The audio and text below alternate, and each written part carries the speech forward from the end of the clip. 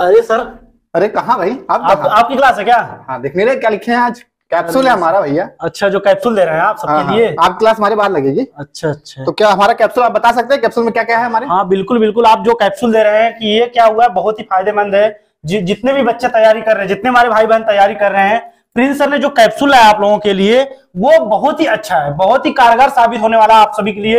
Exam की दृष्टि से आप कोई भी एग्जाम दे रहे हैं, वनडे एग्जाम, आप कोई भी अगर एग्जाम की तैयारी कर रहे हैं, प्रिपरेशन कर रहे हैं, तो आप सर ऐसी कैप्सूल ला रहे हैं, ऐसी जो चीज ला रहे हैं, ऐसी एनर्जी, ऐसी ऊर्जा ला रहे हैं आप लोगों के लिए कि आप इसको देख के जाइए और एग्जाम में अपने नंबर पक्के करके आइए दोस्तों। तो आप लोग क्या करेंगे, जो सर अभी हम देख रहे हैं, सर का डेली देख रहे हैं, उसमें जो चीज ला रहे हैं ये बहुत ही कारगर, बहुत ही अच्छी चीज ला रहे हैं। कैप्सूल आप लोगों के लिए ऐसा कैप्सूल ला रहे हैं जिसको आप खाएंगे तो आप कोई भी एग्जाम ऐसा नहीं रहेगा जिसमें आपको क्वेश्चन गलत हो सकते हैं। इसको हम दावे के साथ कह सकते हैं सर इतनी मेहनत से जो चीज ला रहे हैं और बहुत ही अच्छी अच्छी चीजें ला रहे हैं जो आपके एग्जाम की दृष्टि से बहुत ही अच्छा साबित, सुसाध्य साबित होने वाला है। तो दोस्तों आप डेली साथ दीजिए प्रिंस सर का और वीडियो को डेली प्रतिदिन शेयर करिए जमकर। ऐसा किसी भी प्लेटफॉर्म पे अभी तक ये चीजें नहीं लाया जा रहा है। जो कैप्सूल, जो चीजें, टॉपिक जो लाई जा रही है एग्जाम की दृष्टि से बहुत ही अच्छी टॉपिक लाई जा रही है, वही टॉपिक जिससे आपके बार बार एग्जाम में प्रश्न पूछते हैं। तो सर चलिए अपनी क्लास को स्टार्ट करिए। आप इतना आप बोले, बहुत बहुत धन्यवाद आपका। ठीक है सर, ठीक है, तो हम क्लास अपना चलाएंगे, लेकिन ठीक है, ये बात नहीं आप भी पढ़ाएंगे।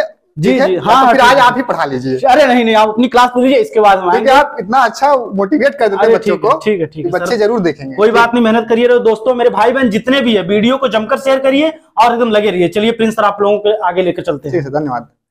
चलिए दोस्तों शुरुआत करते हैं। हम लोग आज कैप्सूल में लाए हैं ज्वालामुखी, ठीक है, वॉल्केनो। इसको आज देखेंगे। आज देखो टॉपिक हमारे एक ही लाते हैं डेली, इसको हम एक बार में क्लियर करके जाएंगे यहाँ से। ठीक है, चलिए शुरुआत करते हैं, देख लेते हैं क्या है ज्वालामुखी। तो बात करते हैं ज्वालामुखी होता क्या है।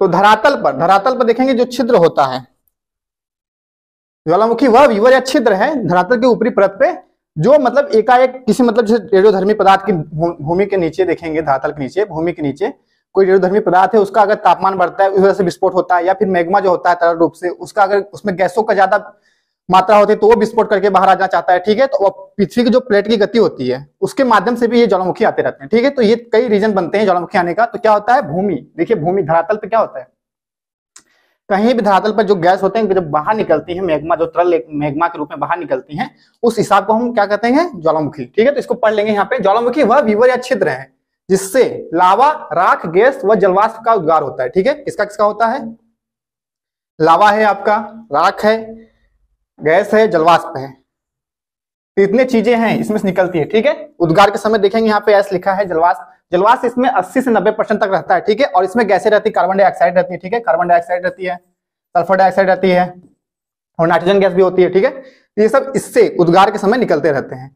ज्वालामुखी क्रिया के अंतर्गत पृथ्वी के आंतरिक भाग में देखेंगे मैग्मा होता है। अगर पृथ्वी के आंतरिक भाग में देखेंगे तो नीचे जो जमे हुए तरल पदार्थ में रहेंगे उसे हम क्या कहेंगे, मैग्मा। अगर वही मैग्मा जब ज्वालामुखी नलिका के द्वारा बाहर निकल आते हैं तो उसे हम लावा कहते हैं। ठीक है, उसे लावा कहते हैं। ठीक है, लेकिन अंदर है तो उसे मैग्मा ही कहेंगे। ठीक है, भूपटल के नीचे व ऊपर वाला लावा के प्रकट होने के तथा शीतल और ठोस होने की समस्त प्रक्रियाएं शामिल की जाती है। ठीक है, इसमें क्या होता है कि सभी समस्त क्रियाएं ज्वालामुखी में वही होती हैं जैसे उनके उद्गार के समय से लेके उनके ठंडा होने के पश्चात तक की क्रियाएं ज्वालामुखी कराती हैं। ठीक है, लावा का यह उद्गार जो होता है केंद्रीय विस्फोटक के रूप में या दरारी उद्भेदन, दो तरह से होता है, या केंद्रीय विस्फोटक होगा या फिर कहीं दरार होगा वहां से निकलता है। ठीक है, तो ज्वालामुखी के कुछ मतलब टिप्स यहाँ पे हम बताए हैं। तो इसमें देखेंगे क्या होता है, देखिए ये जो ये वाला भाग होता है क्रेटर होता है। ठीक है, ज्वालामुखी में, और इसके नीचे मैग्मा चेंबर होता है। ठीक है, मैग्मा चेंबर से ही मैग्मा बाहर निकलते हैं ज्वालामुखी नलिका द्वारा। ठीक है, और इसमें सेकेंडरी वेंट कुछ नलिकाएं, सहायक नलिकाएं होती हैं। ठीक है, जो बाद में फिर ज्वालामुखी क्रेटर बन जाते हैं, ये सब होते हैं। चलिए आगे देखते हैं आगे क्या है, कुछ शब्दावलियां इसको भी देख लेंगे हम लोग। तो देखेंगे क्या है, पहले क्रेटर देखेंगे, काल्डेरा, गीजर और धुआंरे क्या होते हैं। ठीक है, तो क्रेटर देखिए हम बताएं अभी, ज्वालामुखी के जो सबसे ऊपर देखेंगे जो शंकु जैसा रहता है भाग, शंकु जैसा भाग रहेगा ऊपर कोने टाइप का, इसे हम क्या कहेंगे, क्रेटर कहेंगे। ठीक है, इसे कहेंगे क्रेटर। ठीक है, इसी के माध्यम से जो होता है ज्वालामुखी नलिका द्वारा ही जो मैग्मा होते हैं, तरल मैग्मा, वो इसी माध्यम से बाहर निकलते रहते हैं। ठीक है, ये क्रेटर है। और काल्डेरा क्या होता है, काल्डेरा हम देखेंगे जब यही क्रेटर किसी वजह से धंस जाता है। ठीक है, अपने स्थान से धंस जाता है, इतना भाग अगर धंस गया है तो इसका आकार थोड़ा बड़ा हो जाता है, विस्तृत, मतलब क्रेटर का विस्तृत रूप जो होता है उसे काल्डेरा कहते हैं। ठीक है, तो एक काल्डेरा क्या हो जाएगा, देखिए एकदम बड़ा विस्तृत दिखने में लगेगा। ठीक है, तो इस हिसाब से इसमें देखेंगे जब ये धंस जाएगा तो ये थोड़ा बड़ा दिखने लगेगा, तो इसे काल्डेरा कहते हैं। ठीक है, काल्डेरा कहते हैं। और इसमें बाद में जगह कोई मतलब प्रसुप्त ज्वालामुखी है जो बाद में फिर कभी उद्गार होता है उसमें, तो इसमें से फिर देखेंगे अगर सुप्त हो चुका है, बाद में उद्गार होगा तो फिर कहीं से फिर निकलेगा विस्फोट करके, तो वहां पे फिर से बनाएगा, फिर से वहां से लावा फैलाएगा। ठीक है, ठीक। एक टाइप फॉर एग्जाम्पल आप कालीराख देख सकते हैं, हमारे यहाँ महाराष्ट्र में लोनार झील जो बनी है, कालीराख उदाहरण है। ठीक है, तो कालीराख हो गए। अब गीजर क्या होता है, कुछ शब्दावली जो बता रहे हैं हम, गीजर क्या होता है। तो गीजर में देखेंगे हम ये ज्वालामुखी संबंधित है। ठीक है, आप देखेंगे तस्वीर में, देखिए यहाँ पे कुछ मतलब जलाशय के नीचे, जिसे देखा किसी महासागर में देखेंगे, कहीं भी देखेंगे, तो वहां पे क्या होता है कि गर्म पानी के स्रोत होते हैं, तो वो क्या होते हैं, फवारे की तरह निकलते हैं, निकलते रहते हैं। तो आप देखेंगे फॉर एग्जांपल, इसको देखेंगे आप अमेरिका के येलोस्टोन पार्क में। ठीक है, अमेरिका के येलोस्टोन पार्क,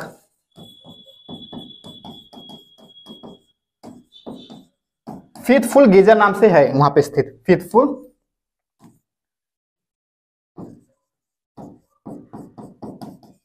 ये उदाहरण वहां के हैं। ठीक है, तो इसमें क्या होता है, पानी जो होते हैं गर्म एकदम स्रोते होते हैं जल के, वो निकलते रहते हैं, इसे हम क्या कहेंगे, गीजर कहेंगे। बात करते हैं धुआरे। धुआरे क्या होते हैं, तो ज्वालामुखी प्रक्रिया के पश्चात, जैसे कि कुछ मतलब जब ज्वालामुखी क्रियाएं समाप्त हो जाती हैं, तो कुछ उसमें से जो क्रेटर है उसके वहां से धुएं टाइप निकलता है। ठीक है, वो धुएं जब निकलते हैं तो बड़े बादल जैसा, देखिए यहाँ पे बादल जैसा रूप ले रहा है, इसे हम धुआरे कहेंगे। कभी कभी गंधक की, जैसे इसमें सल्फर की मात्रा होती है, तो इसे सल्फ तारा कहते हैं। क्या कहेंगे, सल्फ तारा भी कह सकते हैं, सल्फ तारा ये होगा आपका। ठीक है, चलिए आगे देखेंगे। आप ज्वालामुखी प्रकार में देख लेंगे हम लोग। तो पहले बात करते हैं, 3 प्रकार के ज्वालामुखी होते हैं। ठीक है, सक्रिय ज्वालामुखी होता है, एक प्रसुप्त ज्वालामुखी होता है, और लास्ट में आपका शांत ज्वालामुखी होता है। ठीक है, तो तीनों को एक एक करके हम समझेंगे। यहाँ पे बात करते हैं सक्रिय ज्वालामुखी, एक्टिव वोल्केनो क्या होता है। ठीक है, तो वे ज्वालामुखी जिनसे समय समय पर मैग्मा निकलता रहता है। ठीक है, मैग्मा, वे ज्वालामुखी जिनके समय समय पर मैग्मा निकलता रहता है, अथवा वर्तमान में उद्गार हो रहा, जैसे जिसमें नियमित रूप से क्या होता है, नियमित रूप से मैग्मा निकलता रहता है। ठीक है, ये सक्रिय ज्वालामुखी है। ठीक है, तो इसे हम क्या कहें, सक्रिय ज्वालामुखी। फॉर उदाहरण देखिए यहाँ पे क्या क्या लाए हैं हम, लिपारी द्वीप समूह का स्ट्राम्बोली है। ठीक है, स्ट्राम्बोली आपका इटली में है। ठीक है, इटली में। और इसे क्या कहेंगे, भूमध्य सागर का प्रकाश स्तंभ भी कहते हैं। भूमध्य सागर का प्रकाश स्तंभ किसे कहते हैं, तो स्ट्राम्बोली ज्वालामुखी को। ठीक है, माउंट एटना, ये पर्वत, ज्वालामुखी पर्वत है सब। माउंट एटना ये भी आपका कहाँ है, इटली में ही है। ठीक है, ये सिसिली द्वीप पे है। कोटोपैक्सी इक्वाडोर, कहाँ है, इक्वाडोर। कोटोपैक्सी जो माउंट आपका है ज्वालामुखी, कहाँ है, इक्वाडोर पे। और विश्व का सबसे ऊंचाई पे स्थित है ये इक्वाडोर, मतलब जो आपका कोटोपैक्सी है ज्वालामुखी, विश्व का सबसे ऊंचाई पे है, ऊंचा ज्वालामुखी पर्वत है।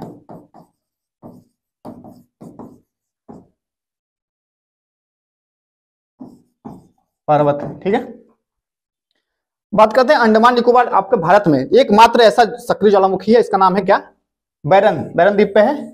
ठीक है, बैरन ज्वालामुखी। ठीक है, आप देखेंगे यहाँ पे माउंट एयरबस कहाँ है, अंटार्कटिका आपका अंटार्कटिका महाद्वीप है। एकमात्र यहाँ सक्रिय ज्वालामुखी माउंट एयरबस। ठीक है, एयरबस लिखा है, एयरबस भी कहते हैं। मोनालोवा हवाई द्वीप पे है समूह। ठीक है, मियोन फिलीपींस में है। हवाई द्वीप पे आपका एक किलायू सबसे सक्रिय ज्वालामुखी है, किलायू ये सबसे सक्रिय ज्वालामुखी है।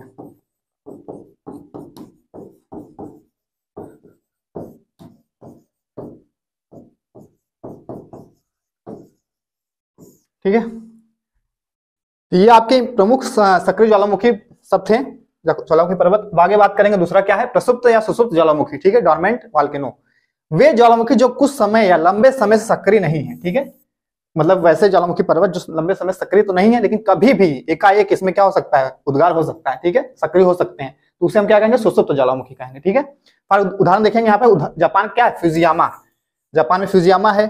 अंडमान निकोबार में देखिए अपने भारत में नारकोंडम जो ज्वालामुखी है। ठीक है, ये क्या है, प्रसुप्त ज्वालामुखी। इटली का विश्रुवियस है, इटली क्या है, विश्रुवियस ज्वालामुखी। ठीक है, ये आपके क्या है, प्रसुप्त ज्वालामुखी है।